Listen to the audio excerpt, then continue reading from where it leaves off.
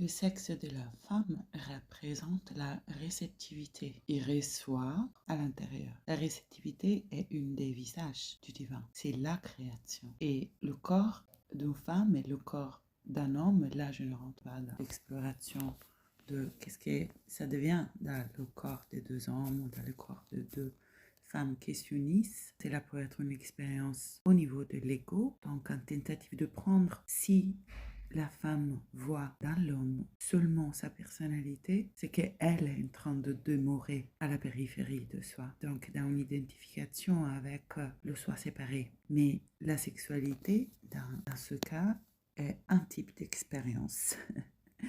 Tout commence à l'est un échange verbal entre deux personnes identifiées à la conscience séparée, donc à la peur, au manque d'amour. Et la sexualité, elle peut être aussi l'expérience de la rencontre de deux consciences unifiées. Cela nous demande, par exemple, en tant que femme, de voir dans l'homme, au-delà de sa personnalité, la présence de Dieu et lui permettre de s'exprimer, de nous donner et nous de demeurer dans la polarité réceptive du divin. Croire que la sexualité est moins importante que l'expression horizontale d'autres types, comme ça peut être le verbe, est le fruit d'une vision séparée. Il sépare le bas du haut, l'impur du pur, la matière du divin. La sexualité peut être le lieu où Dieu se rencontre au cœur de la chair, où l'unité se révèle et l'union aussi. Donc les deux axes,